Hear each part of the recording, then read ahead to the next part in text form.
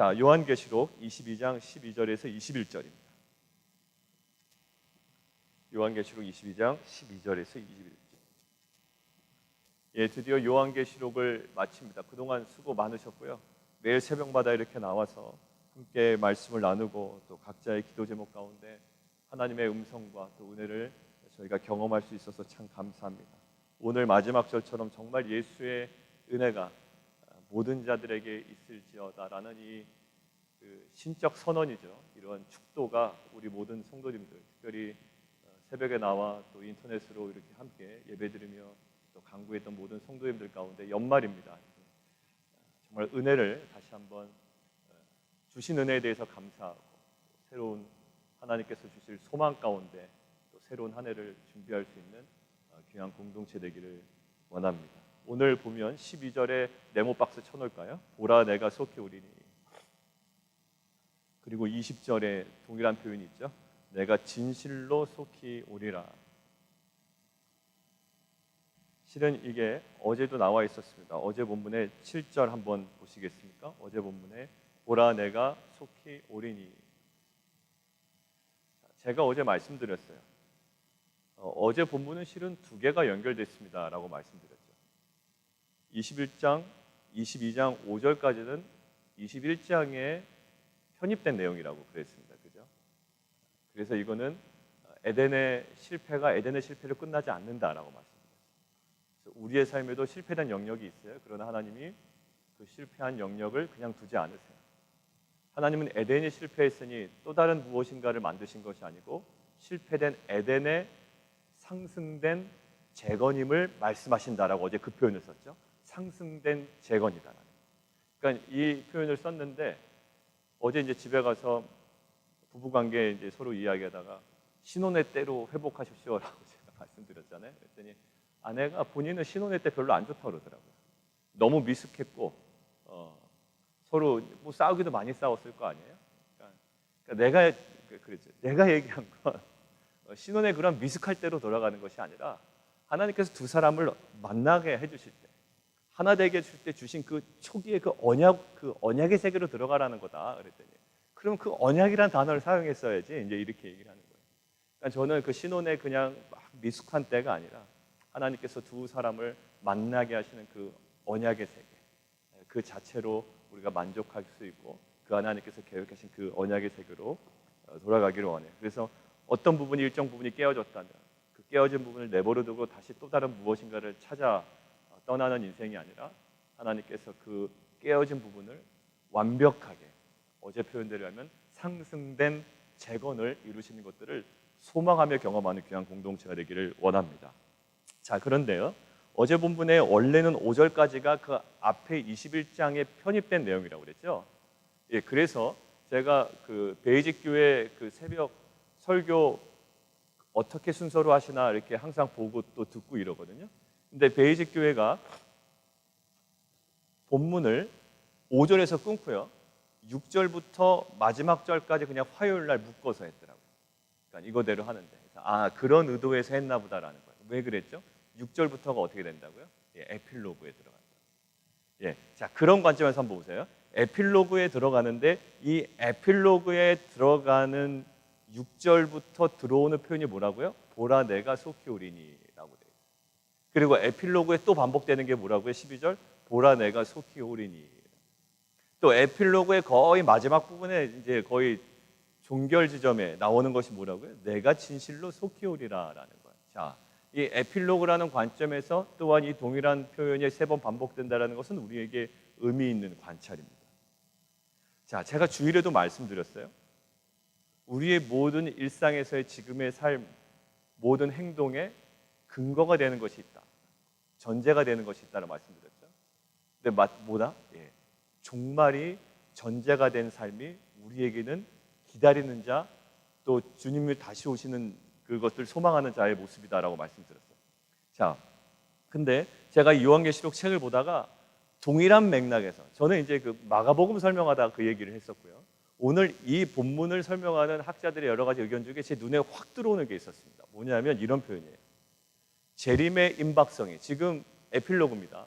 재림의 임박성이, 재림의 임박성이라고 하면 아까 그 반복된 세 번의 표현이에요. 재림의 임박성이 윤리적 헌신을 촉구하는 기초로 나타난다 이렇게 써 있어요. 그러니까 제가 주일에 했던 거와 거의 비슷한 맥락인 것 같아요. 그러니까 윤리적 헌신을 막 촉구합니다. 지금 현실에서의 삶을 촉구해요. 이때 학자들도 인용하는 게 마태복음 25장이었어요. 제가 주일에 말씀드렸던 뭐였죠? 열처녀의 비유가 있어요. 25장에 보면 기름 준비해야 된다는 거예요. 기름을. 그리고 달란트의 비유. 악하고 게으르면 안 된대요. 충성스럽게 살아야 된대요. 그리고 양과 염소의 비유. 지극히 작은 자에게 해야 된대요. 그런 윤리적인 이야기를 하는데 마태복음 25장도 그것에 대한 근거를 뭐로 삼는다? 주인이 다시 온다라는 거예요. 지금 야 자녀에게 잘해라. 너 사업 결정 잘해야 된다. 이 모든 것들의 근거를 뭘로 삼아야 된다? 주인 다시 오신다라는 거예요. 사업의 주인이 하나님이시라며. 근데 그 주인이 다시 오신다라는 거예요. 너 가정의 주인이 하나님이시라며. 그 주인이 다시 오신다. 이 교회의 주인이 하나님이시라며. 그 주인이 다시 오신다. 그분이 다시 오시면 우리가 통과한 정관에 대하여 무엇이라고 생각할까?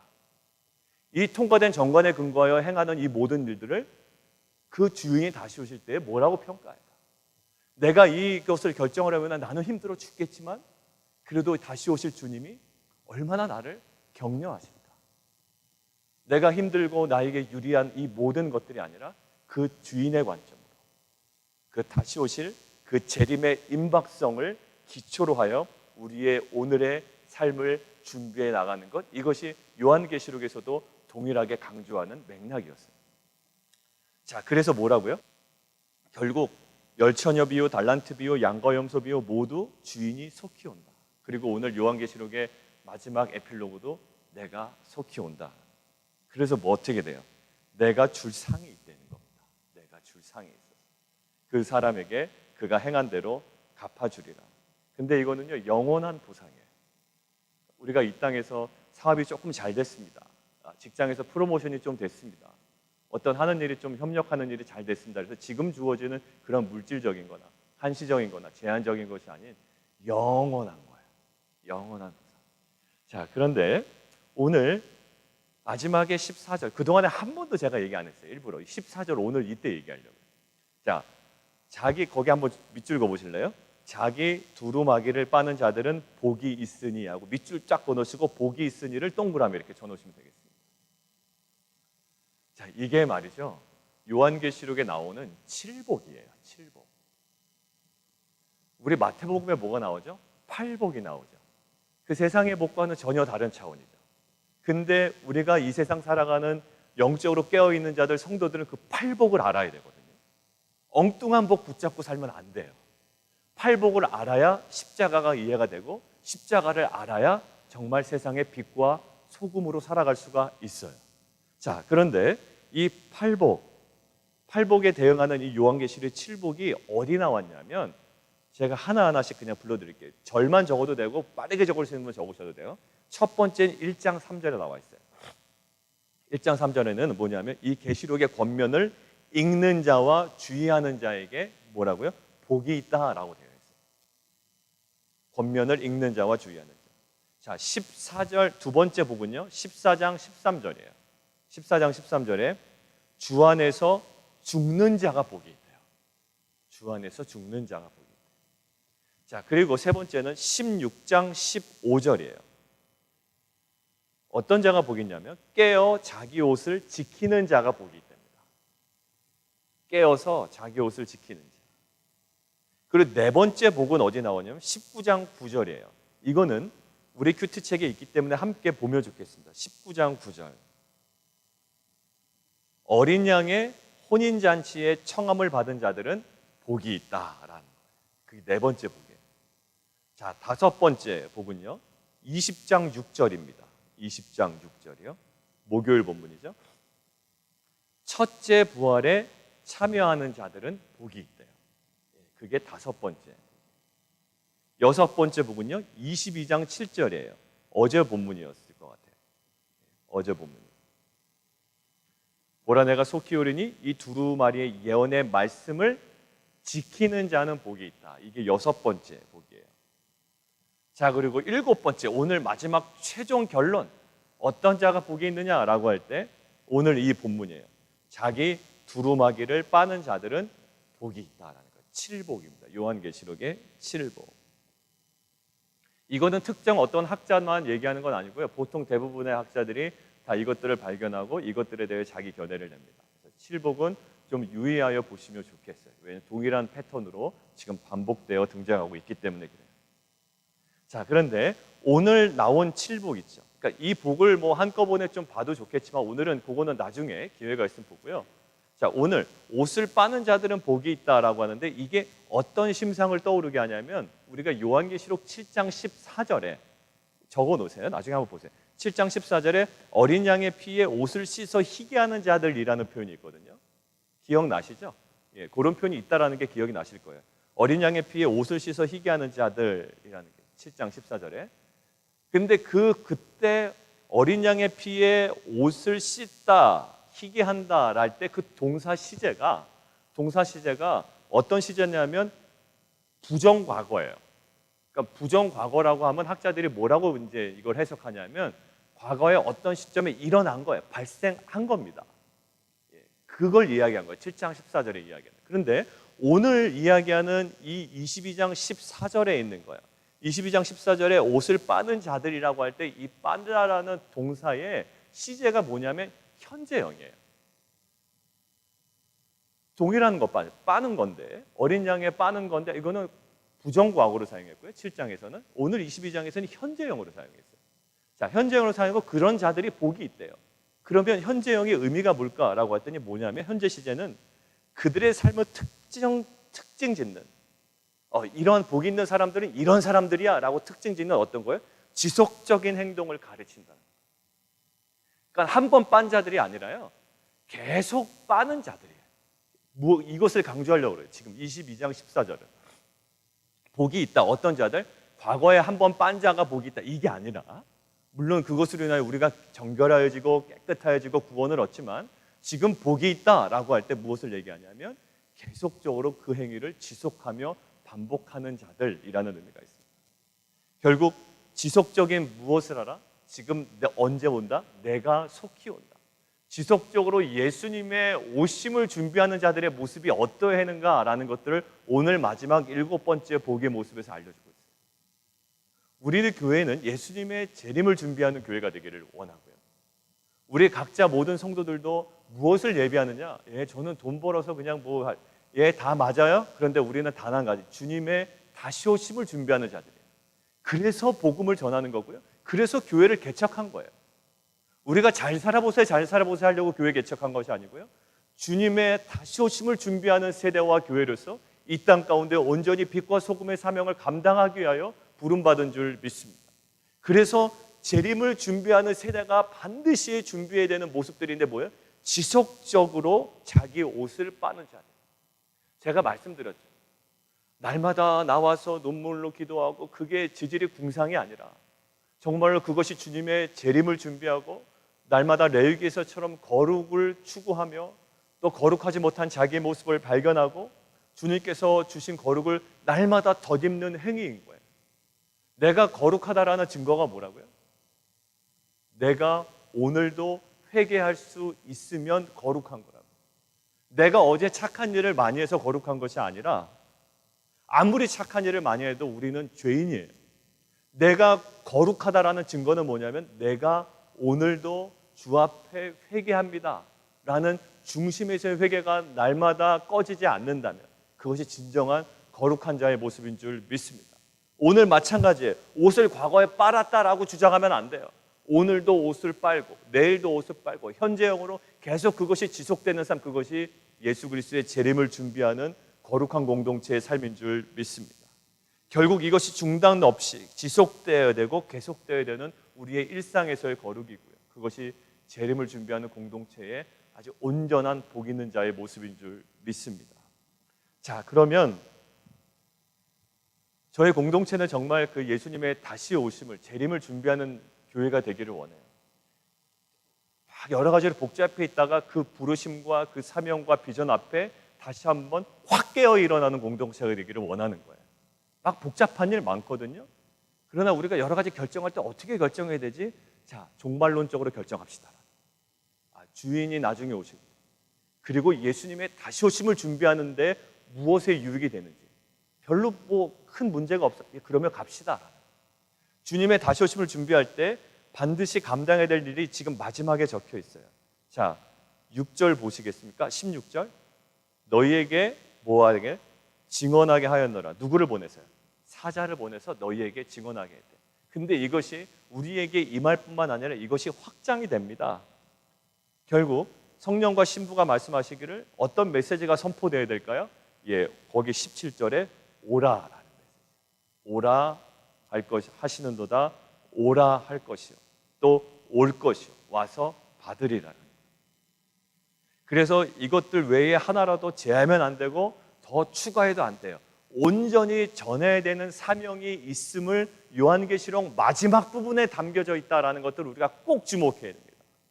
내가 속히 온다, 속히 온다, 속히 온다라는 3번의 에필로그의 강조를 통해서 우리에게 2가지 초점을 맞추고 있습니다. 오늘 본문을 통해서 뭐라고요? 날마다 옷을 빨아야 된다. 그 거룩함에 대한 촉구에. 왜 너희가 거룩해야 되지? 왜 윤리적으로 잘 살아야 되지? 왜 지극히 작은 자를 섬겨야 되지? 왜 악하고 게으르면 안 되지? 왜 기름을 준비해야 되지? 왜 불쌍한 사람들을 도와줘야 되지? 왜 자녀에게 양육을 잘해야 되지? 왜 비즈니스에 이러한 결정을 해야 되지? 왜요? 왜 근거가? 내가 속히 올 거기 때문에. 그게 우리의 모든 삶을 결정짓는 핵심적인 근거가 되기를 원합니다. 자, 그리고 2번째, 그 거룩한 삶을 촉구하고 2번째는 뭐냐면 증언이에요. 제하지도 말고 더하지도 말고 정말 살아있는 순수한 복음을 전하는 그 증인의 공동체가 되기를 원하는 그 하나님의 마음이 마지막 요한계시록 마지막에 잡혀 있어요. 자, 우리 공동체가 여러분들 한번 생각해 보세요. 그래서 작년에 10월에 저희가 개척하고 공식적인 예배를 드릴 때 시작한 그 강해설교의 한 본문이 있었습니다. 뭘까요? 처음에는 십자가 주제로 계속 가다가 그것들을 하나로 딱 볼 수 있는 본문을 잡았습니다. 그게 베드로 전서였어요. 이 땅 가운데 승리하는 교회 모습이에요. 근데 승리하는 교회 모습이 어떻다고요? 원래 나그네와 같대요. 베드로 전서, 그죠? 나그네와 같대요. 그리고 그들의 현실은 어떻대요? 고난받는데요. 그러나 하늘의 산소망을 바라본대요. 이게 베드로 전서, 그게 십자가라는 거예요. 그래서 우리가 연말까지 베드로 전서를 봤습니다. 우리 교회의 정체성에 대해서 끊임없이 계속 봤어요. 십자가의 삶을 봤고 베드로 전서를 통해서 십자가의 삶의 현실을 봤어요. 그리고 나서 연초에 우리가 새롭게 시작한 게 뭐였냐면 중간에 여러 가지 메시지를 보다가 신명기로 들어갔다. 이제 하나님께서 주신 약속의 땅에 들어왔어요. 그리고 우리가 뭔가 준비를 해야 돼요. 이제 약속의 땅에 진입해서 전쟁을 벌여야 된다고요? 우리 안에 준비되기를 원하시는 것 같았어요. 그래서 신명기에 과거를 꼭 기억해라. 과거의 잘못 밟지 마라. 너희가 들어갈 그 땅은 너희가 살던 예전의 애굽 땅과는 전혀 달라. 예전의 사고방식으로 살아선 안 돼 라고 계속적으로 우리의 옛사람을 지워버리는 역할을 계속하셨어요. 하나님께서 자꾸 우리 가운데 스물스물 올라오는 옛자가 계속적으로 제어되고 죽어나가는 경험을 했다고요. 준비됐어요. 이제 약속 땅으로 들어가야 돼요. 그러면서 제가 언젠가 목요일 날 말씀드린 거 기억나실 거예요. 그래서 하나님 여호수아로 가야 됩니까? 다음 본문이. 그런데 이것이 신약의 이제 약속의 땅에 들어가 실제로 살아가는 삶의 모습이 어느 성경에 있습니까? 라고 봤더니 어느 성경이었다고요? 사도행전입니다. 사도행전. 이제는 성령이 임하시면 너희가 권능을 받고 예루살렘과 온 유대와 이제 사마리아와 땅끝까지 이르러 내 증인이 되라라고 하셨잖아요. 그러면서 어제 본문을 묵상하다가 에덴이 어떻게 되고 에덴이 아담에게 주어진 그 목적이 있었다고요. 아담으로 통하여 에덴이 확장되는데 어떻게 됐다고요? 에덴이 클로즈 됐어요. 그래서 하나님이 상승된 에덴을 재건하시는 게 이 요한계시록의 모습이었다고 그랬죠. 그 이미지를 무엇으로 가져왔다? 강과 생명나무로 가져왔다고 그랬죠. 창세기에 있었던 강의 이미지 그리고 생명나무의 이미지. 우리도 마찬가지인 거예요. 지금 사도행전 가만히 보면 예루살렘에서의 복음이 증거되는 시간이 있어요. 우리 사도행전 우리 봐왔지만 예루살렘에서 복음이 증거되는 시간이 있습니다. 그게 8장 이전까지예요. 확장됩니다. 근데 이게 사마리아로 안 넘어가요. 안 넘어가니까 뭐가 올까요? 교회에 핍박이 옵니다. 스데반 집사의 죽음이 와요. 그러고 나서 그 핍박 이후에 복음의 지경이 확장되는 거예요. 자, 어제 말씀드렸죠. 어제 에덴이 확장이 안 되고 닫혀 있었다 그랬습니다. 사도행전을 통하여 우리가 넘어서기를 원하는 것은 그거예요. 이제 예루살렘의 지경을 넘어가야 됩니다. 내년 1월부터는 저희가 조금 더 아울리치에 더욱더 집중하고 이제 교회의 마인드가 왜 우리가 재림을 어떻게 준비해야 되는지에 대한 구체적인 삶의 모습이 사도행전을 통하여 제시되어야 되고 사도행전을 통하여 촉구되어지고 또 그것의 근거에 우리의 삶과 사역이 계획되어지고 적용되어지며 그것들이 실천되어야 될 줄 믿습니다. 그래서 이것들을 소망하며 우리가 이제 연초에 되면 사도행전을 보려고 해요. 자, 어제 본문 다시 한번 정리하고 마치겠습니다. 어제 본문 하나님 에덴이 망가졌습니다. 그런데 에덴을 회복시키는 거예요. 근데 회복할 때 어떠한 부분을 촉구하신다고요? 예, 에덴이 왜 망가졌냐? 이 부분을 먼저 물어보셨다고 그랬죠. 왜 망가졌죠? 그 부분을 알아야 문제가 해결되죠. 죄 때문이라고 했습니다. 무식해서도 아니에요. 돈이 없어서 망가진 것도 아닙니다. 죄 때문에 망가져요. 여러분들 우리 공동체 왜 망가질까요? 돈이 없어서 망가지지 않아요. 힘이 약해서 망가지지 않아요. 여러분들 사도행전의 초대교회 예루살렘 교회 스데반 집사 죽어나가고 핍박 가해졌죠? 그래도 무너지지 않아요. 근데 공동체가 무너질까 봐 하나님께서 초반에 자르신 것이 있습니다. 뭘까요? 죄예요. 아나니아와 삽비라, 거짓의 죄. 우리가 뭔가 내년에 사역을 설계해 나가고 확장시켜 나가고 우리가 리치아웃하고 아웃리치하고 막 여러 가지 방향을 나갈 때 오늘 주시는 두 가지를 우리가 꼭 유념했으면 좋겠습니다. 증인된 삶을 살아가기 위하여 오늘 얘기하는 날마다 옷을 정결하게 빨아가는 거예요. 에덴이 왜 망가졌는지 알아야 돼요. 아유, 죄 때문에 아니에요. 죄 때문에 망가졌다고 지적질하는 그 안의 죄 때문에 그 내면의 죄 때문에 지적질하는 죄 때문에 공동체는 파괴될 거예요. 우리가 더 내년에는 민감하게 깨어있는 공동체가 되기를 원합니다. 왜냐 확장하다 보면 막 취해 있거든요. 우와, 예, 그 많이 봤습니다. 주위에서도 많이 보고요. 자녀들 통해서도 봐요. 뭔가 잘 되면 아이고 좀 그래 보여요. 이렇게 들떠 있어요. 우리가요 정말로 영적으로 깨어있는 공동체가 되어야 돼요. 깨어있지 않으면 남들에게 인정받으려고 땅 팔아서 막 헌금도 많이 하고 막 이러는데 그 안에 막 거짓이 막 도사리고 있다. 그래서는 큰일 나요. 막 이것이 좋습니다 막 이야기하지만 그 안에 인본주의가 들어오면 큰일 난다. 우리 안에 날마다 영적으로 깨어있고 하나님께서 원하시는 그 증인된 사명을 정말 주님의 부르심 가운데 겸손하게 감당하는 귀한 공동체가 되기를 원합니다. 오늘 마지막입니다. 주 예수의 은혜가 모든 자에게 있을지어다. 우리 함께 기도하겠습니다. 우리 시간 함께 기도할 때 우리 재림의 임박성이 윤리적 헌신을 촉구하는 기초로 오늘 나타났다라는 학자들의 분석과 또 그러한 모습들이 있었습니다. 우리가 여러 가지 많이 결정을 해야 됩니다. 우리에게 좋을까? 나쁠까? 더 좋은 거 없을까? 예, 거기에 계속 갇혀 있다고요. 근데 사실 하나님께서 우리에게 허락하신 거예요.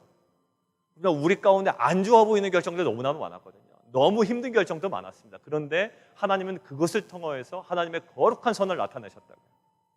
우리의 모든 결정, 근거가 뭐라고요? 예, 그분 다시 오신다. 주님 다시 오신다. 우리의 주인이신 그분 다시 오신다. 그 다시 오실 주인 앞에, 주님 앞에 우리가 내리는 결정들 살아가는 하루 되게 도와주십시오. 우리 함께 기도하며 나가도록 하겠습니다. 기도하겠습니다.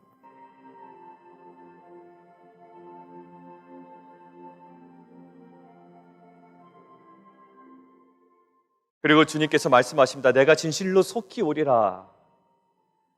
빼지도 말고 더하지도 말고 이것들을 온전히 증거하는 증인의 사명을 감당하기를 촉구하십니다.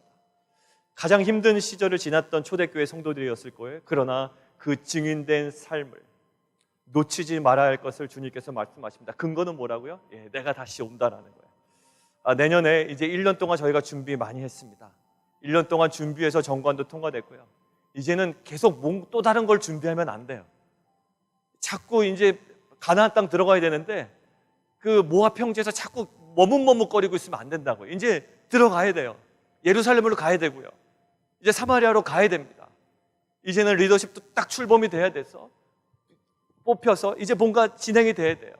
이제 성도들이 하나 돼서 이제 가야 된다고요. 그러나 그 모든 사역이 진행되는 과정에서도 우리가 놓치지 말아야 될 것이 거룩입니다. 그래서 이렇게 우리가 내년을 꿈꿨으면 좋겠어요. 아직 확정되진 않았지만 거룩한 증인의 삶을 감당하는 공동체, 거룩한 증인이에요. 우리는 항상 거룩해야 돼요. 그리고 항상 증인의 삶을 살아야 돼요. 하나님, 이 거룩한 증인의 삶을 살아가는 공동체 되게 도와주십시오. 우리 함께 기도하며 나가도록 하겠습니다.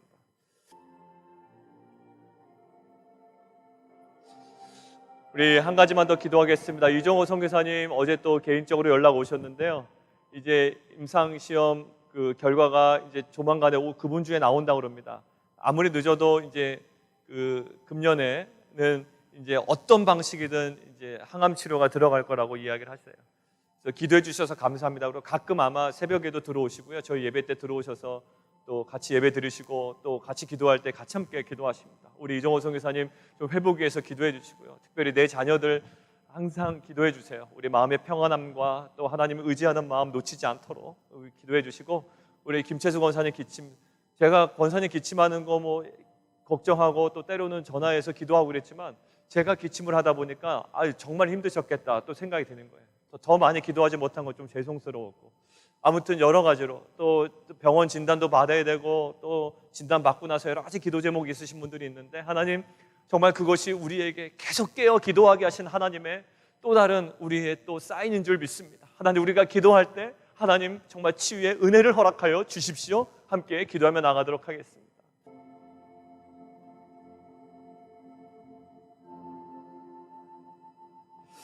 살아계신 하나님, 정말 거룩한 증인의 사명을 온전히 감당하는 빛과 소금 교회 공동체가 되기를 원합니다.